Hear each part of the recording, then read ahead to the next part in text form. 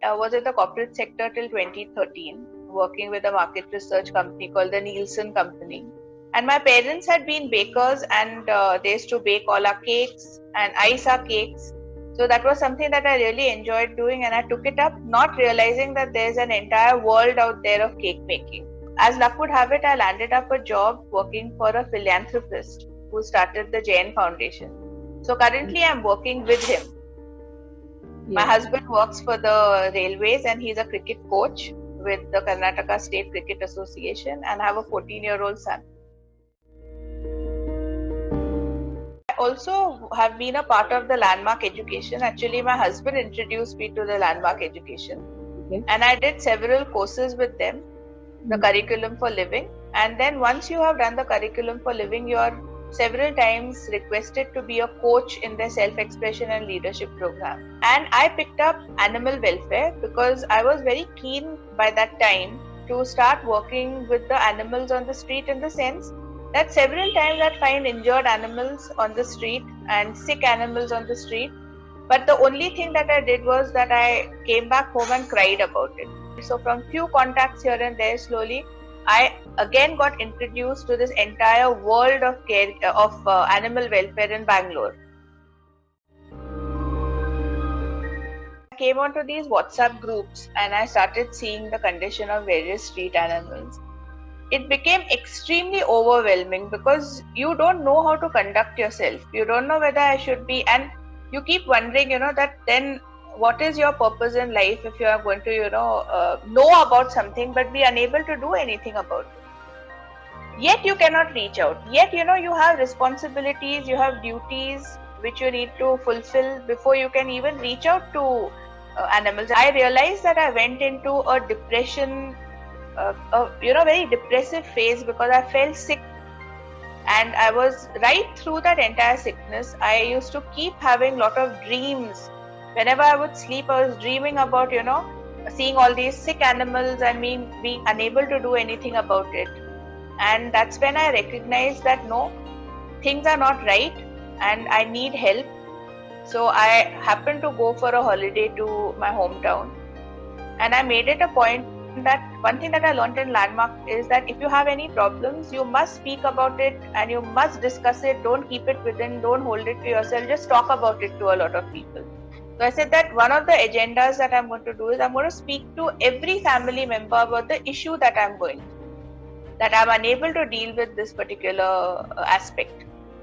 So I remember I caught hold of my father one night and I told him, I said that I have to discuss this with you.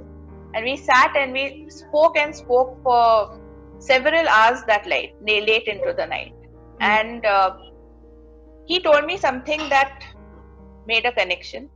He told me, he said that if you are on your deathbed, if you look back and you can say confidently that you helped 100 dogs, you should be happy about that. Don't look at the huge number of animals that you have not been able to help. Remember that Jesus Christ also was not able to save all of humanity. So, somewhere that made some kind of a connection. And I said that, yes, why am I trying to save everybody or every animal? Let me at least, look at those animals which I can save. Another relative of mine told me is that, you're getting depressed, you're crying about it at home. Look at the impact it's having on your son. Tomorrow, don't you want him also to love animals and be a, caregiver for animals? And if he's only going to see you upset and stressed about it, then he's not going to want to do this. So that was the second thing, that really hit me a lot. And then I knew that I needed help, but I didn't know who to reach out to. One has to be coachable to be able to receive any teaching or any learning. And I think I was in that particular phase where, since I knew that I was not able to deal with it myself, today if you look at it, they are very simple things, They are not, it's not some kind of a, that you have to do deep research and study to be able to arrive at these things. Simple things like you must go for a walk. When you go for a walk, you're not going to carry your mobile phone, or you're going to put a boundary on yourself that you'll only listen to music. You will not take any calls, you will keep that time to yourself. you will maintain a journal and you will write those things down in the journal. If you are not able to help that particular case, or you're not able to work on that case, don't keep it to yourself, broadcast it. You realize that these which seem simple today are the things that really help you to be able to overcome whatever you are dealing with. And I can do this if I set these kind of boundaries, and I can make this happen. It does not have to seem like a unachievable goal of mine. So then I rethought the whole thing, and I said that I will only look after my area. That's it. I will not, what the eye doesn't see, the heart doesn't cry about. So I will not worry about those animals which are not in my area, but let me do what I can in my area. And because of the work that we have done in our area, you will be surprised today there are another 2 adjoining residential areas that have started their own group on the lines of our group.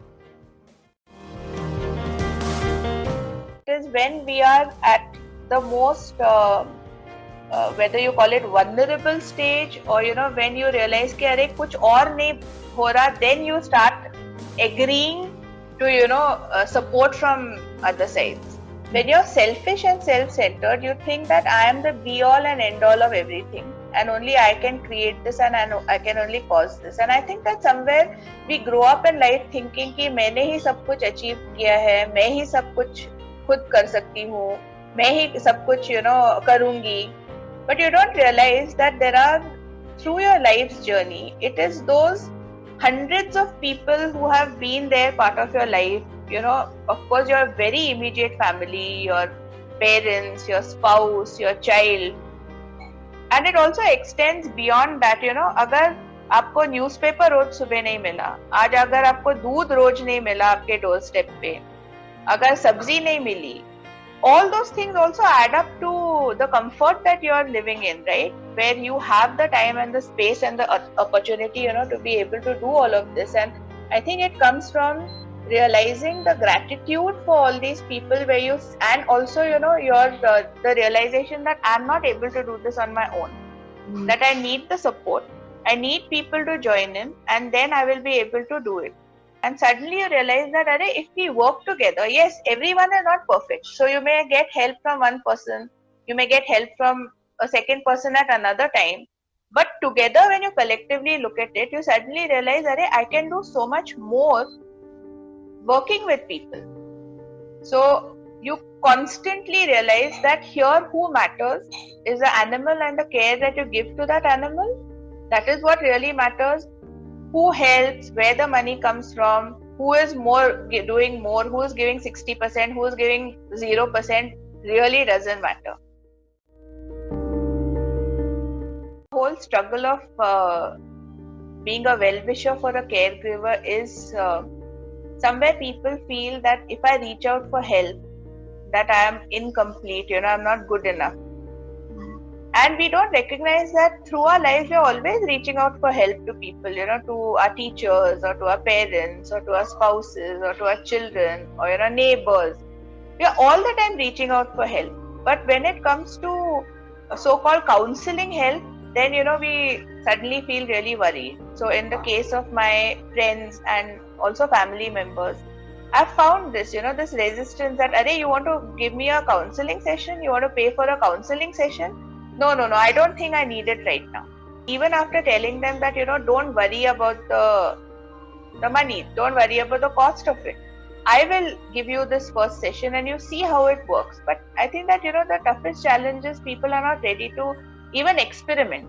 But I will keep talking about it to and I keep talking about it to everyone I meet who's in this situation. That, I have a friend and she started Caregiver Sathi. And I really think that, you should consider a couple of sessions, and I give my example.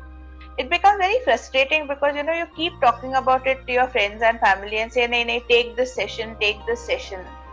And they are all the time, giving you this kind of feeling that, we don't need it, and, why are you all the time bothering us about doing this? What I really need is a doctor. What I really need is medicine. What I really need is, to work in these particular areas. I need the best doctor for my father. I need the best medication. I need the best medical help.